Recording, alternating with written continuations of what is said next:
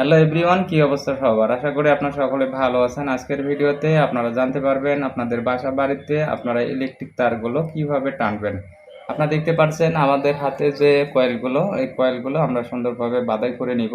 তো এখানে যে তারের সাইজগুলো রয়েছে 4 RM মেন লাইনের জন্য, আর রুমের পাওয়ারের জন্য 2.5, সেই সাথে রয়েছে 1.5। প্রত্যেকটা পয়েন্টে আমরা এই 1.5 গুলো ইউজ করব। তো আপনাদের বাসা বাড়িতে আপনারা যখন ইলেকট্রিক তারগুলো টানবেন, অবশ্যই তারগুলো ক্রয় করার সময় ভালো মানের তার ইউজ করবেন।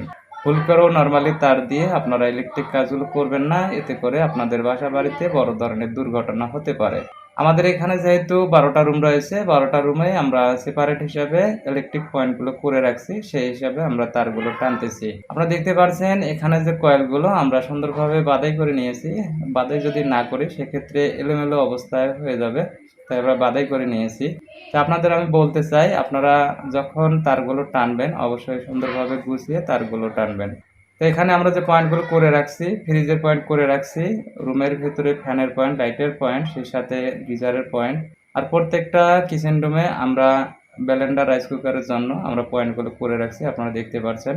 এই ভিডিও যদি আপনাদের ভালো লাগে অবশ্যই লাইক, কমেন্ট, শেয়ার, সাবস্ক্রাইব করে সাথেই থাকবেন। তো আমরা তারগুলো সুন্দরভাবে টানতেছি। আপনাদের বাসা বাড়িতে আপনারা যখন তারগুলো টানবেন অবশ্যই আইপিএস এর লাইন, আর্থিং, এই দুটো বাধ্যতামূলক দেবেন, তা না হলে যে কোনো সময় আপনাদের ভুলের সম্মুখীন হতে হবে। আপনারা দেখতে পাচ্ছেন আমরা আইপিএস জেনারেটর, সেই সাথে আর্থিংয়ের তার আমরা সুন্দরভাবে টানতেছি। যেহেতু শর্ট সার্কিটের একটা ব্যাপার রয়েছে, সেক্ষেত্রে আমরা আর্থিং তারটা ইউজ করি। তো আপনারা বাসা বাড়িতে ভুল করেও আইপিএস এর তার যখন না টানবেন, পরবর্তীতে আপনাদের অনেকটাই পস্তাতে হবে, তাই আপনারা অবশ্যই আইপিএস এর তারটা টেনে রাখবেন। আপনারা দেখতে পাচ্ছেন আমরা যে আর্থিং এর তারটা টানতেছি, এর কারণটা হলো অনেক সময় ইলেকট্রিক যে ডিভাইসগুলো রয়েছে তো পিছনে লিকেজ কারেন্টটা থাকে, সেক্ষেত্রে আমরা আর্থিং তারটা টানতেছি। এটা হলো সবুজ তার, আপনারা দেখতে পাচ্ছেন। তো আপনারা অবশ্যই বাসা বাড়িতে এই সবুজ তারটা টানবেন। আর আপনারা যখন ইলেকট্রিক কাজগুলো করবেন অবশ্যই তারগুলো সুন্দরভাবে মাপ দিয়ে তারপরে আপনারা তারগুলো প্রবেশ করবেন। ওয়েস্টেজ করা ভালো না, এতে করে মালিকের অনেকটাই লস হয়ে দাঁড়ায়, তাই আপনারা সুন্দরভাবে তারগুলো টানবেন। আপনারা দেখতে পাচ্ছেন এখানে যে আমাদের রুমগুলো, আমরা রুমগুলো সুন্দরভাবে পরিষ্কার করে নিয়েছি, সেই সাথে আমরা তারগুলো টানতেছি। তো আপনাদের একটা কথাই বলতে চাই, আপনারা যখন ইলেকট্রিক গ্রুপগুলো কাটবেন কোনো প্রকারের বাঁকা করবেন না, সেই সাথে স্টিক বরাবর গ্রুপগুলো কাটবেন। আর যখন বোর্ডগুলো বসাবেন লেভেল অনুযায়ী বোর্ডগুলো বসিয়ে নেবেন। তো এর একগুলো মাপ রয়েছে, এই মাপগুলো সঠিক অনুযায়ী আপনারা বোর্ডগুলো বসাবেন, এতে করে কোনো প্রকারের সমস্যা হবে না। ইজিলিভাবে যখন আপনারা সুইচগুলো ফিটিং করবেন দেখতে অনেকটাই ভালো লাগবে। আপনারা দেখতে পাচ্ছেন আমরা সেপারেট হিসেবে তারগুলো টানতেছি। আর প্রত্যেকটা রুমে যেহেতু সাবমিটার হবে, সেক্ষেত্রে আমরা সেপারেট হিসেবে তারগুলো টানতেছি। এই রুমগুলো ভাড়া অবস্থায় থাকবে। তো আপনাদের আমি বলতে চাই, আপনারা ভুল করে কখনো প্যারালাল করে কানেকশন করবেন না, এতে করে আপনাদের কারেন্ট বিল অনেকটাই বেশি আসবে। সেক্ষেত্রে আপনারা অবশ্যই সেপারেট করে লাইনগুলো করবেন। এখানে যেহেতু 12টা রুম, 12টা রুমের জন্য আমরা 2টা মেন মিটারের লাইন উঠিয়ে নিব এইচডিবি বোর্ডে, সেই সাথে আমরা 2টা এইচডিবি বোর্ড বসিয়ে নিয়েছি 12টা রুমের জন্য।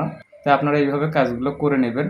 আপনারা দেখতে পাচ্ছেন আমাদের তারগুলো সুন্দরভাবে টানতেছি। আর আপনারা যখন ছাদে ইলেকট্রিক পাইপগুলো বসাবেন, ছাদে বা ওয়ালে, অবশ্যই আপনাদের হিসাব করতে হবে যে একটা রুমের মধ্যে আমরা যখন তারগুলো টানবো একটা পয়েন্টে কয়টা তার প্রবেশ করতে পারে, সেই হিসেবে আপনারা পাইপগুলো দিয়ে ওয়ারিং করবেন।